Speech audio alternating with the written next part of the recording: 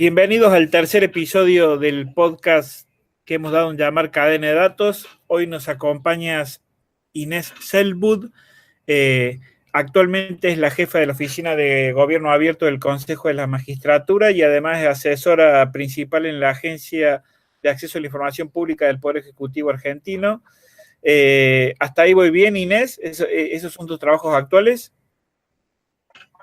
Bueno, estoy como de licencia en el Consejo de la Magistratura, en realidad, y así que se creó, bueno, porque es un ente nuevo y la verdad teníamos que ponerle muchas pilas, así que estoy ahí ahora 100% de mi tiempo. Perfecto. Sos licenciada en Comunicación Social y acá viene una parte interesante. Trabajaste en Transparencia Internacional, en Amnistía Internacional, fuiste directora de Acceso a la Información Pública de la Universidad de Buenos Aires y fuiste directora de Gobierno Abierto de un municipio de la provincia de Buenos Aires. ¿Tuviste todos esos trabajos, Inés?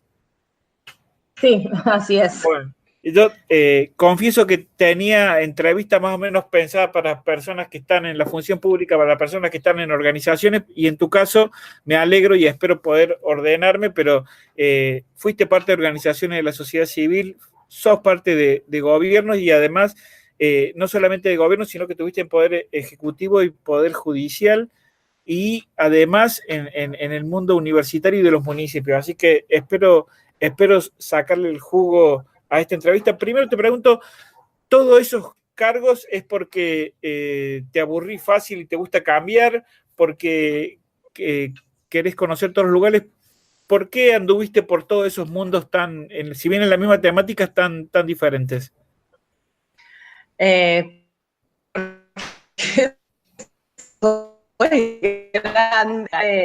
trabajar, por suerte, antes de recibirme, en el 2000 ya trabajaba en Poder Ciudadano, así que ahí cada 3 años, más o menos, 4, sí, pero me aparecen desafíos nuevos y los tomo.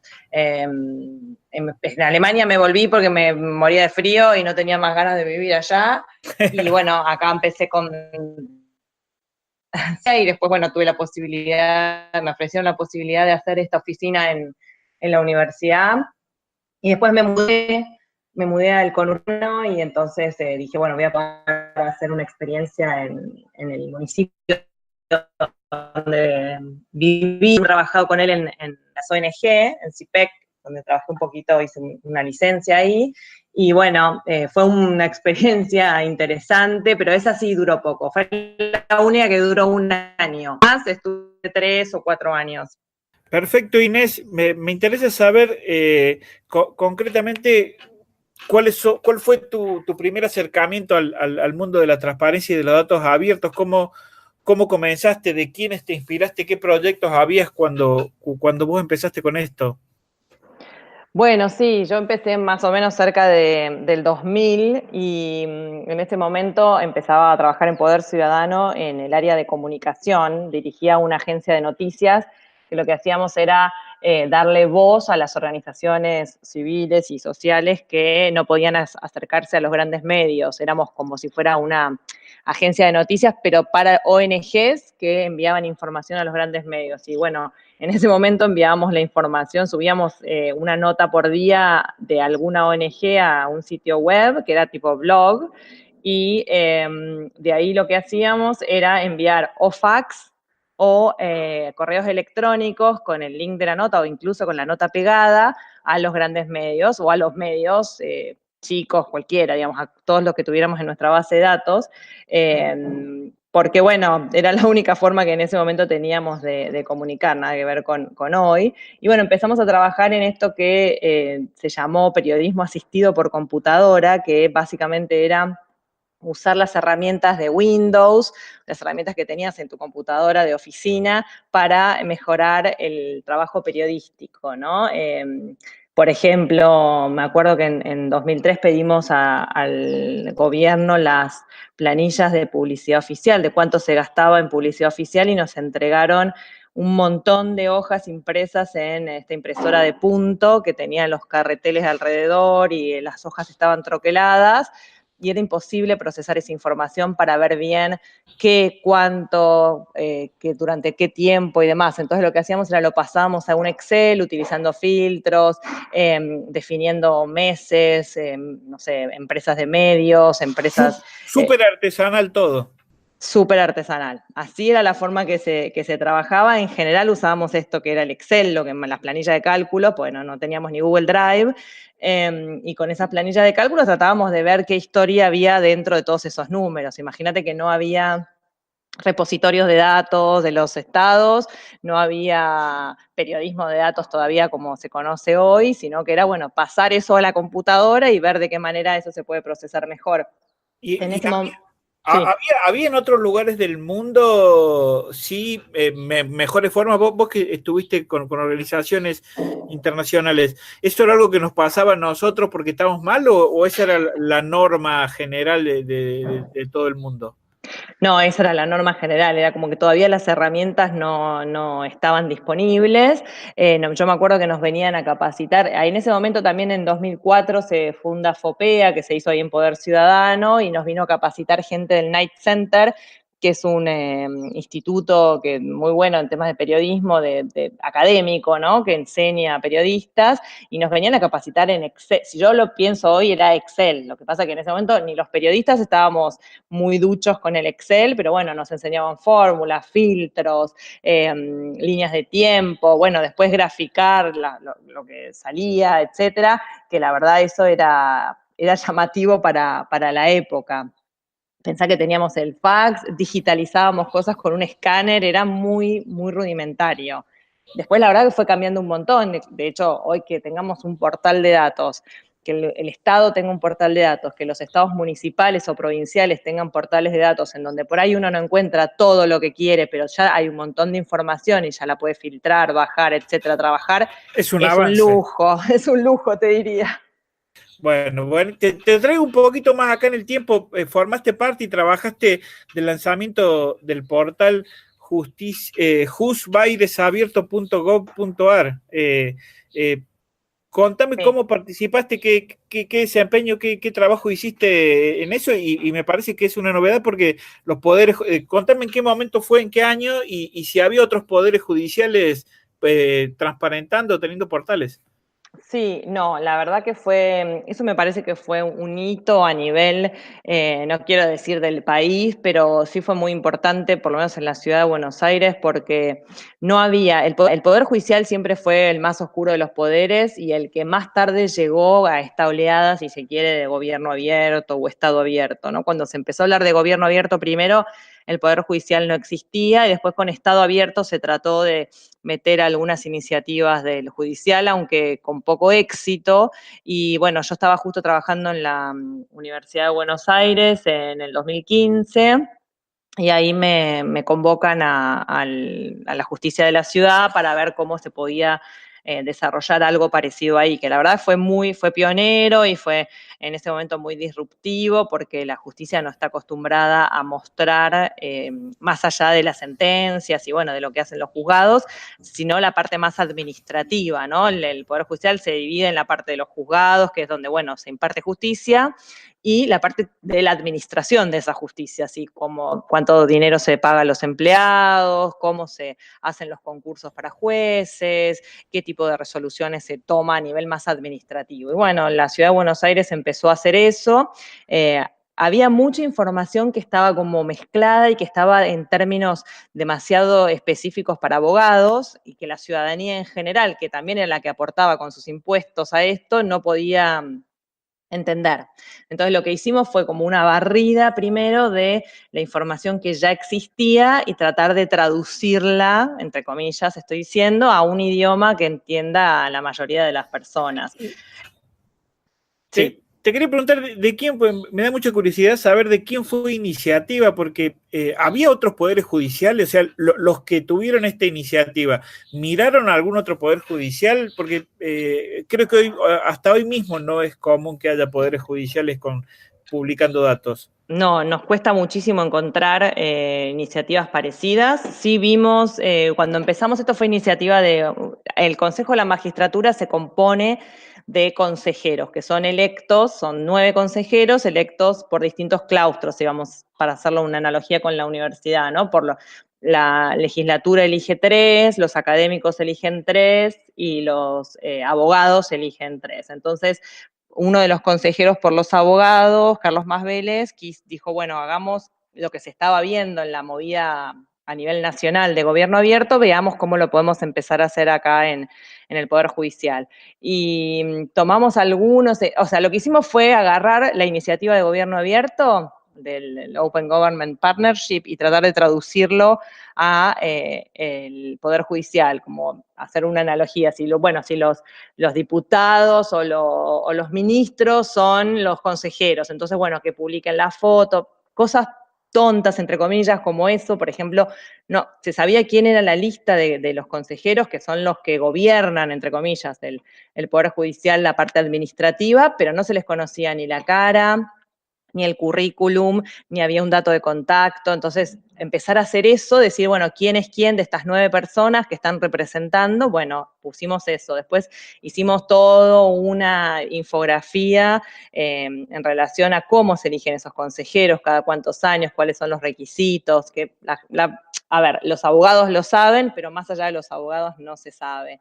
Entonces, nos fijamos en Costa Rica. Costa Rica tiene un muy buen sistema de justicia abierta, pero recién estaba empezando todo eso. Después sí empezaron más iniciativas de justicia abierta, también a nivel nacional. El Ministerio, en 2016 más o menos, el Ministerio de Justicia empezó con la iniciativa de justicia abierta, y bueno, se empezaron a ver.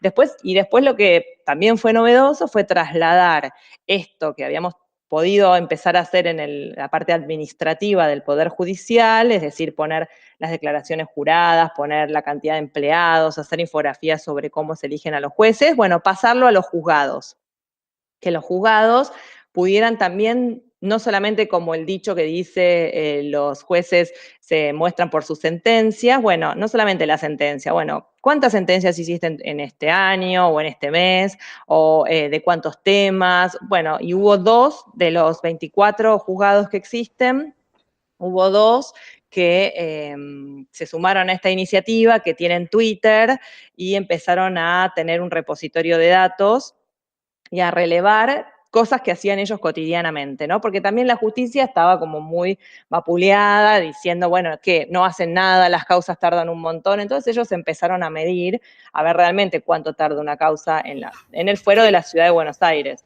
Qué interesante, Inés. Me imagino también que habrá habido muchos jueces y abogados que no les gustó ni un poco esto. ¿Te acordás no sé si de algún caso, pero qué manifestaban en contra, los que estaban en contra? Porque me imagino que habrá habido alguna parte de rechazo, más allá de las personas que y avanzaron bien. ¿Tuvieron mucho rechazo? Y bueno, 2 de 24. Ya con eso los fuimos a ver a todos, ¿eh? Y 2 de 24. ¿Tenían Sí. alguna excusa? ¿Ellos manifestaban que les parecía mal? ¿Había algún argumento para decir que no? Yo creo que es otra generación de jueces que están muy acostumbrados a esto de el juez habla por su sentencia. Me parece que hoy por hoy el juez habla por su sentencia y también la tiene que explicar, no solamente a la persona que le imparte la justicia, sino también explicarle a la sociedad por qué falla de esa manera, cuántos recursos invierte en ese fallo, cuánto tiempo tarda en, por qué un juez tiene 3 años la causa en su escritorio, si es que la tuviera, ¿no? Bueno, ¿por qué? Bueno, porque tengo que mandar a hacer pruebas, porque la persona quizás está en probation y hasta que no termina la probation no vuelve, el expediente no se cierra. Como empezar a medir desde gestión hasta lenguaje claro, que fue otra de las iniciativas que hizo el Consejo. Yo en esa no participé, pero bueno, yo sé que los juzgados y desde el Consejo se está trabajando en lenguaje claro, en decir, bueno, ¿por qué hay que decir insacular? ¿Qué significa insacular? Es un verbo que usan todo el tiempo, que es, bueno, no, desinsacular. ¿Insacular o desinsacular? Es una locura. Hablemos castellano y en vez de foja, que sea hoja, porque la persona en general, a la persona que se le imparte justicia no está, no, primero No tiene entiende. miedo y no entiende. Entonces, la oralidad también ayuda mucho. En los juzgados de la ciudad se hacen audiencias orales. Entonces, estos dos jueces, una jueza y un juez que trabajan bastante el tema de gobierno abierto, de justicia abierta, se preocupan mucho por explicarle en un lenguaje muy llano a la persona que están impartiendo la justicia. Entonces, eso está bueno. Y los invito a Sí, seguir sí, las sí. cuentas de Twitter porque están muy Súper buenas. interesante. Y invitamos a los poderes judiciales de todo el país a que miren el caso porque sería muy interesante. Estuviste en este mundo que habitualmente no le da mucha bola a la transparencia, pero estuviste en otro mundo donde al día de hoy yo creo que también le falta bastante, que es, fuiste directora de acceso a la información pública de la Universidad de Buenos Aires. Hoy, no sé si la Universidad de Buenos Aires sigue con esa política. Hoy la única que conozco es la Universidad de Cuyo, que tiene alguna política que entiendo que siguen trabajando. ¿Cómo fue abrir datos en la universidad, que es un lugar que al día de hoy yo no conozco muchas iniciativas de transparencia? ¿Cómo fue ese proceso? ¿Cómo Sí, llegaste ahí? también fue por iniciativa de un secretario general que estaba en el 2011, si no me equivoco, que ahí fue cuando empecé a trabajar.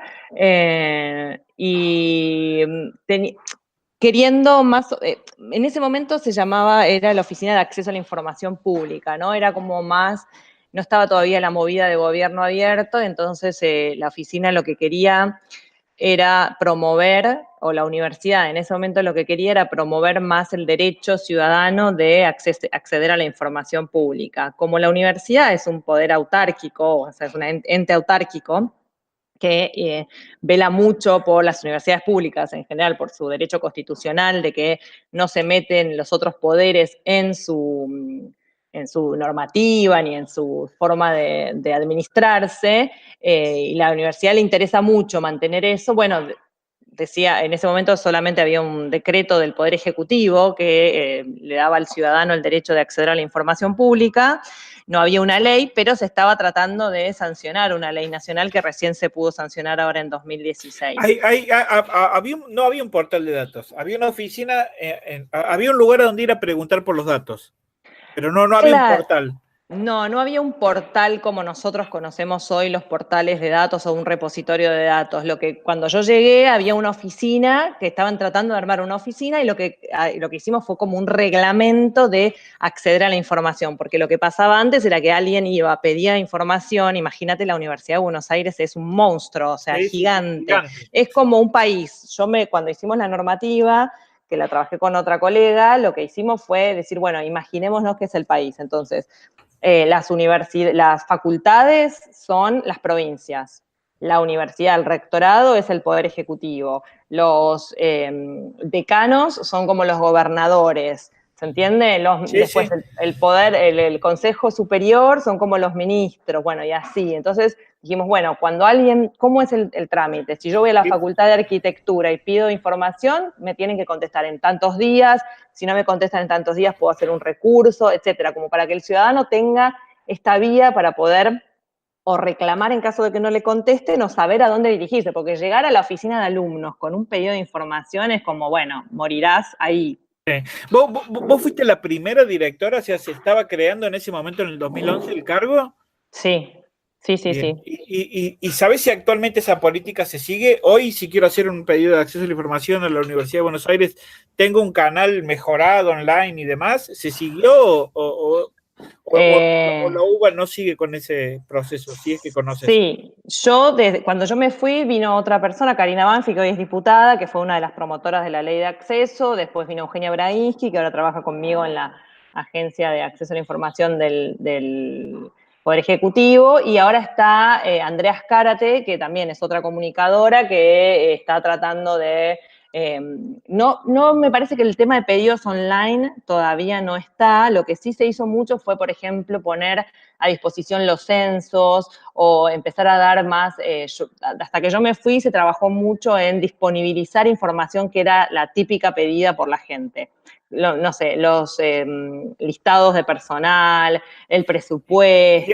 dónde lo subieron? ¿A la página web o hicieron un Sí, portal no, separado? no, ese ya es, creo que es www.uva.ar/infopública y ahí tiene Perfecto. que estar todo. La verdad que hace bastante que no entro, pero por ejemplo nosotros en la Agencia de Acceso del Ejecutivo recibimos pedidos para la UVA que obviamente nosotros no tenemos sobre ellos, no le podemos decir qué hacer y se los reenviamos y Andrea o sea, lo tramita, lo responde, etcétera. O sea, existe un canal, no es que, no, lo que no me acuerdo ahora es si es digital, si ya pueden pasar pedidos de manera digital, pero entiendo que el reglamento está vigente y que se pueden hacer las solicitudes como dice la normativa. Perfecto. Te llevo a una especie de dilema o mundos enfrentados que son la gente que trabaja en la sociedad civil y la gente que trabaja en gobierno. En tu caso, creo que sos un ejemplo de alguien que jugó de los dos lados de ida y vuelta muchas veces. ¿Qué cosas lindas y feas ves de cada lado? ¿Qué te gusta más? Creo que me gusta más las ONGs, porque también me parece que ahora que estoy del otro lado, bueno, hace un tiempo que estoy del otro lado, uno cuando está en la ONG dice, bueno, vamos, pidamos, reclamemos, digamos, escrachemos, etcétera. Y realmente del otro lado, y es como más libre, entre comillas, ¿no? Menos responsabilidad porque uno no lo tiene que hacer.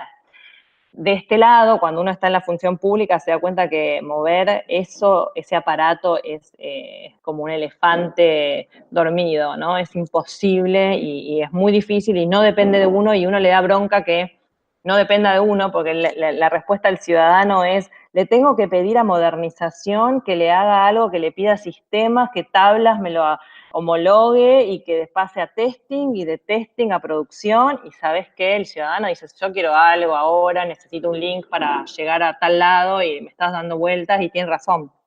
Es muy difícil hacer una pavada, como yo te digo, en los trámites a distancia de nuestro trámite, el acceso a la información y del reclamo del acceso a la información. Solamente queremos que la gente pueda optar por todos los organismos públicos, ministerios y organismos descentralizados. Bueno, no lo logramos. En un año no logramos que listen, además de los ministerios que ya están, los organismos descentralizados. ¿Por qué? Porque son 99 organismos descentralizados, porque cada uno tiene buzón electrónico diferente, porque no todos migraron al expediente electrónico y te puedo dar un montón de otras excusas que son reales y que yo los entiendo a mis compañeros de modernización.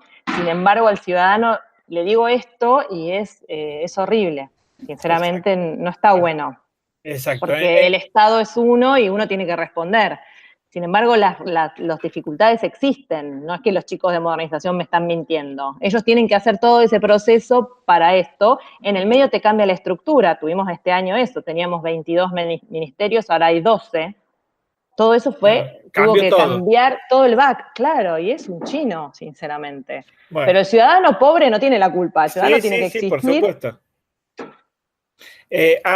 Ahora Inés está en la Oficina de Acceso a la Información Pública. Bien contaste que desde 2017 tenemos una ley que regula el acceso a la información pública y esa ley no está hecha solamente para que los poderes ejecutivos transparenten, sino que es mucho más amplia, incluye, vos corregime si me equivoco, universidades, sindicatos, partidos políticos, hasta en algunos casos empresas privadas y demás.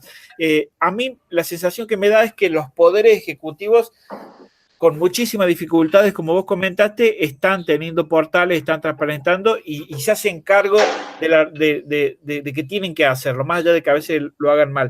¿A vos te parece que las universidades, los sindicatos, los partidos políticos se hacen cargo de que existe la ley y tienen espacios o es algo que todavía estamos lejísimos de que se corrija fuera de los poderes ejecutivos? Y estamos lejos, no sé si lejísimos, pero estamos lejos.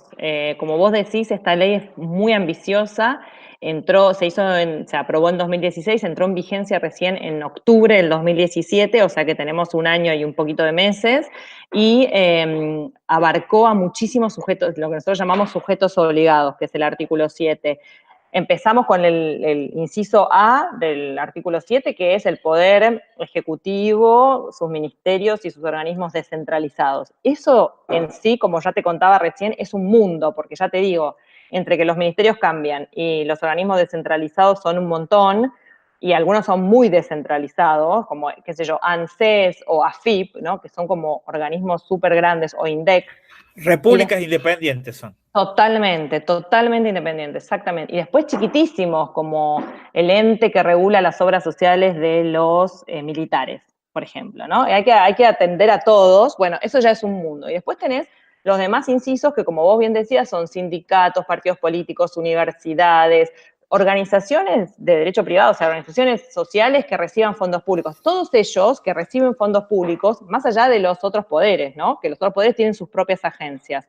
Pero todo esto que reciba fondo público es un universo enorme y es un universo que es imposible de determinar, porque por ahí Poder Ciudadano recibe fondo público en 2010 y no recibió nunca más, pero tiene que ser, tiene que responder pedidos de información por la información, por lo que Por produjo en aquello. 2010. Sí. Claro, entonces es muy difícil de decir, ¿es sujeto obligado? ¿No es sujeto obligado? ¿Le aplican todas las de la ley o solamente en esa parte? Los sindicatos es otro gran... Las empresas del Estado es otro gran punto. Nosotros, como te digo, empezamos ministerios, organismos descentralizados y empresas públicas, porque consideramos que como empresas que tienen el 100% de mayoría estatal, o la mayoría estatal, necesitan tener rendición de cuentas como si fuera un ministerio, entre comillas, ¿no? O sea, eso es como que no hay mucha duda. Pero después, bueno, sindicatos, obras sociales, es un universo enorme y partidos políticos. Todavía no se hicieron cargo de que a ellos les toca. Ese es el estado en el que estamos entonces.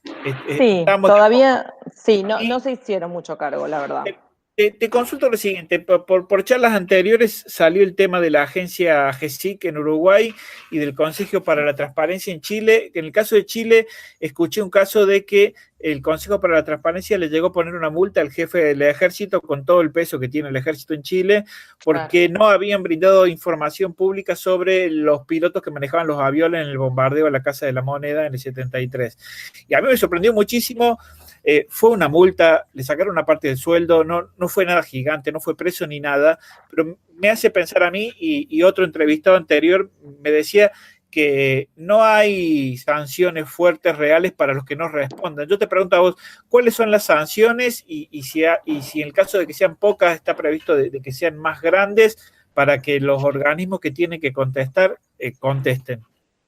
Mira, la ley no prevé sanciones, como la de Chile, que prevé esto que vos decís. En su momento, en algún proyecto que estuvo dando vueltas en el Congreso se trató, porque algunas leyes internacionales, a nivel internacional digo, sí tienen sanciones pecuniarias. Nosotros no, se optó por no poner sanciones. Lo que sí tenemos es la agencia. La agencia sería como un ente de control que yo creo que a medida que cobre más visibilidad y más fuerza, como te digo, es un organismo muy, muy nuevo, pero a medida que empecemos a tener como más visibilidad, sobre todo, va a tener algún tipo de, si querés, sanción más social, ¿no? Nosotros creamos un registro de incumplidores, ¿no? Vos me decís, bueno, pero es una página web, dentro de la página de la agencia, un link que dice registro de incumplidores y subimos ahí todos los organismos que no cumplen con las intimaciones de la agencia, porque es así, el ciudadano hace un pedido de información, el organismo no le contesta, el ciudadano puede venir a la agencia e iniciar un reclamo. Y nosotros analizamos, está bien que no le conteste, muchas veces está bien que no le conteste por cuestiones de excepción al acceso a la información, como seguridad nacional, datos personales, etcétera. Pero otra cantidad de veces está mal lo que no le contesten. Entonces nosotros intimamos a ese organismo a que entregue la información. Si el organismo no la entrega, finalmente digamos, la resolución de la agencia no se cumple, va a un registro de incumplidores que está subido a la página web. Y al principio, bueno, estaban ahí, pero a medida que empezamos, qué sé yo, tenemos ahora un Twitter y una cuenta de Twitter y empezamos a ir a más lugares, a eventos y demás, a decir, está este registro de incumplidores, los periodistas lo están empezando a usar, a mirar, bueno, ya no tienen ganas de estar en el registro de incumplidores. Entonces, Perfecto. tratan de... y después hicimos otra resolución hace poco, en donde le dijimos a la máxima autoridad del organismo que inicie acciones legales. Nosotros no podemos iniciar acciones legales, pero sí podemos instar a que el organismo inicie sumarios, etcétera, para investigar qué pasó, por qué esa información no fue dada. Además de brindar la información, ¿no? Como las dos cosas. O sea, que empezamos de a poco a tratar de, con la letra de la ley, con lo que nos permite la ley, darle un poquito más de dientes, si se quiere, a la ley para esto. Yo te digo que por más de que no haya sanciones a nivel de que le saquen parte del sueldo, las máximas autoridades están viendo si les llega una intimación de la agencia y no quieren, por lo menos ministerios, no quieren estar ahí subidos. Y nosotros intimamos a todos, intimamos, ya pueden verla en la sección normativa, pero intimamos a los ministros, a los secretarios generales de la presidencia, no tenemos problema, no es que hay, viste, alguna cosa que no intimamos. No se cumple y nosotros consideramos que tiene que cumplirse, que tiene que entregarse la información, sale intimación. Perfecto. Te traigo, Inés, un poco al mundo del uso de datos. Quería saber si vos o tu equipo para la gestión de lo que llevan adelante en la Oficina de Acceso a la Información Pública, usan datos, usan estadísticas, si es parte de lo que miran para tomar decisiones o corregir cosas que hacen. Sí, nosotros tenemos, expediente electrónico que se llama GDE, el sistema, y a partir de ahí tenemos una trata especial que es acceso a la información de todos los organismos que tienen este sistema GDE. Eso nos tira reportes y nosotros tenemos un tablero de control que está online, lo pueden ver se llama solicitudes de acceso a la información en número, donde sistematizamos y compartimos información sobre toda la tramitación de solicitudes de acceso. Ahí se puede ver cantidad de solicitudes que entran por sujeto obligado, o sea, por ministerio, buscar un expediente específico, cantidad de expedientes que hay en trámite, el promedio de respuesta de los organismos. Nosotros la ley dice que hay que contestar en 15 días hábiles y si no pedir una prórroga que te da otros 15 más. Bueno, estamos viendo hoy, estoy entrando en este momento y veo que el promedio de días de respuesta es 35, es decir, que ahí estamos mal, deberían contestar antes de los 30. Entonces ahí sí usamos esto en las reuniones, vemos los ministerios que tardan más en responder, entonces hacemos algún ajuste por ahí, los llamamos, hablamos, charlamos. Cuando, por ejemplo, todos piden prórroga, a veces piden prórroga y después te entregan un link. La verdad que para entregarme un link me pedís 15 días de prórroga, no, sí. No da. Entonces, vamos analizando eso para el día a día de nuestro trabajo, para el trabajo con los ministerios y con los organismos descentralizados. ¿Y te parece que en general el Estado ha tomado la posta de darse cuenta de que tiene que usar datos para mejorar su gestión? ¿O algo que le pasa a ustedes y vos ves que es algo que pasa en todos lados? ¿O nos falta mucho? ¿Cuánto nos falta para que usemos intensivamente datos para que nos asistan, que nos ayuden a tomar decisiones? Yo creo que de a poco se está usando. Yo sé que, bueno, por lo menos en este gobierno, en las áreas de control, se utiliza porque a nosotros nos piden reportes todo el tiempo, desde la mesa de integridad y demás, para ir a hablar con los organismos que no, y necesitamos ir con datos. Tenemos la sección de transparencia activa, que es una obligación también de la ley, de que todos los ministerios tienen que publicar determinada información que está estipulada en la ley, las declaraciones juradas, el presupuesto, la cantidad de empleados, etcétera. Y eso nosotros hacemos un índice y decimos si está cumplido o no está cumplido y en qué medida. Y bueno, eso la verdad que se utiliza mucho. Lo que pasa que como todo, el Estado es enorme. Entonces, en una oficina hay uno que se copa con utilizar esto y hay 7 que no. Entonces, yo creo que va cuando, a medida que, viste, cambien las generaciones y que la gente se dé cuenta que, ya te digo, tener el expediente electrónico, es decir, que todo pase por ahí y uno pueda pedir reportes de su trabajo, eso ya es genial, porque no es que tengo que andar contando la cantidad de expedientes que tengo en mi escritorio, sino que lo veo en el tablero.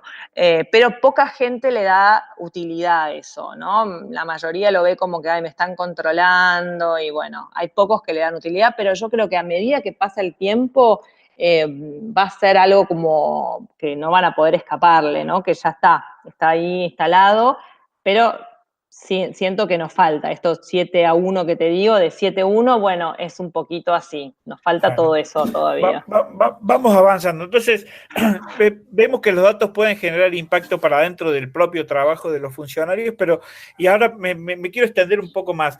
¿Cómo hacemos para que el valor, la potencia, el poder que tienen los datos generen impacto en la ciudadanía eh, vista como algo más amplio de nuestras tías, Doña Rosa, no sé cómo llamarlo, los vecinos de a pie?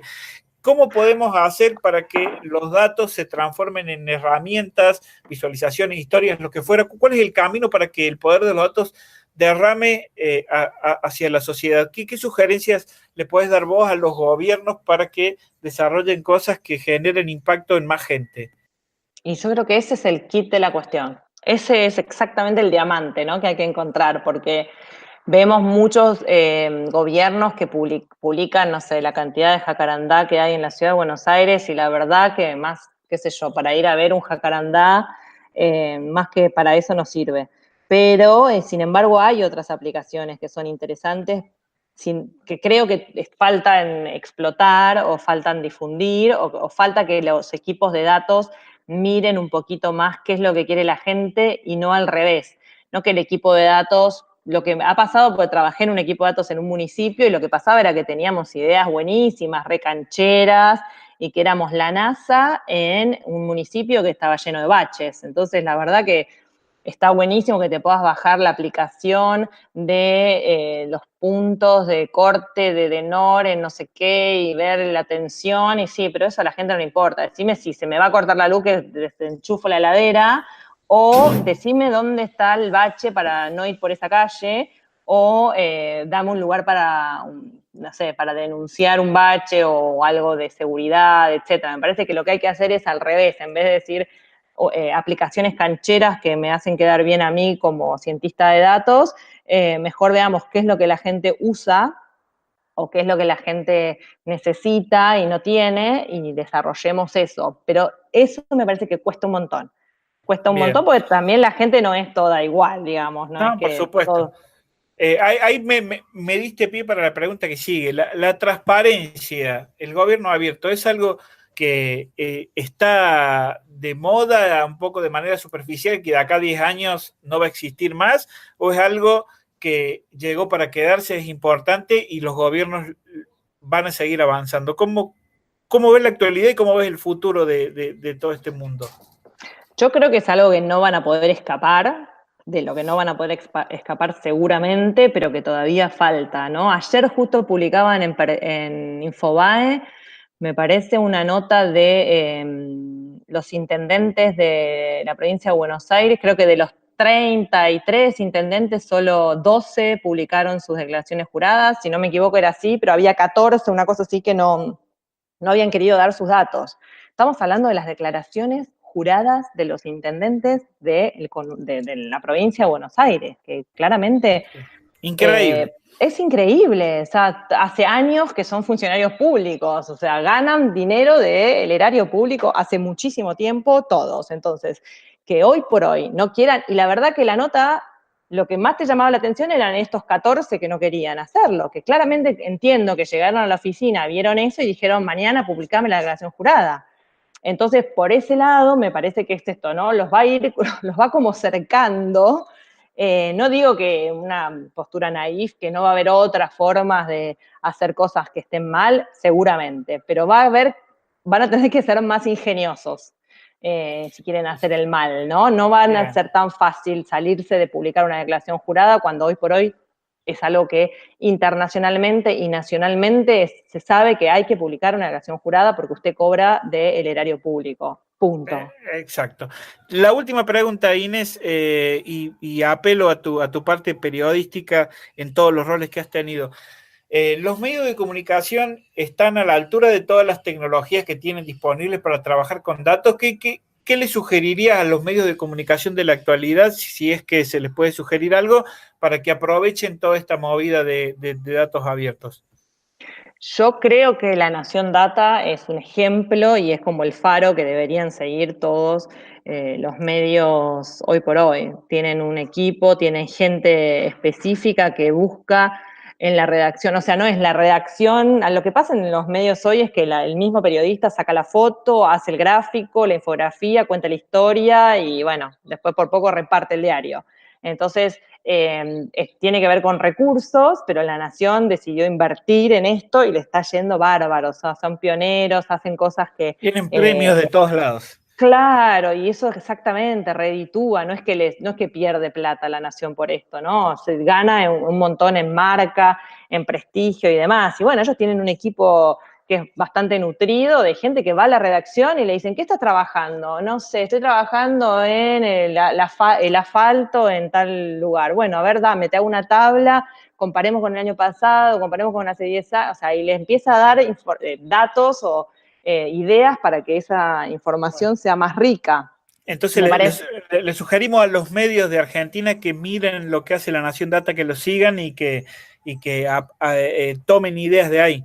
Sí, yo les diría eso, sí, sí, sin que Bueno, se ofendan, ¿no? Pero son muy buenos. Inés, te agradezco muchísimo y la última pregunta para todos los invitados, el último pedido para todos los invitados es que como el podcast se llama Cadena de Datos, la idea es continuar la cadena y que vos me sugieras 2 o 3, no más, personas a las que tengo que entrevistar para conversar sobre la agenda de transparencia de Argentina. ¿A quiénes te gustaría a quiénes te parecería importante que convoquemos a conversar? Yo creo que tenés que hablar con los dos jueces que están teniendo sus cuentas en Twitter, que son como pioneros. Esos son los que la vieron y los que van a hacer camino seguramente en la justicia, que es un ámbito en donde es muy difícil llegar. Son los dos jueces de la ciudad, la jueza Lorena Tula del Moral y el juez Pablo Casas. Perfecto. Te recomiendo ellos. Bueno, bueno. Te agradezco muchísimo, Inés, por todo este tiempo, ¿eh? No, por favor. Chao. Un gusto, Andrés. Chau, chau.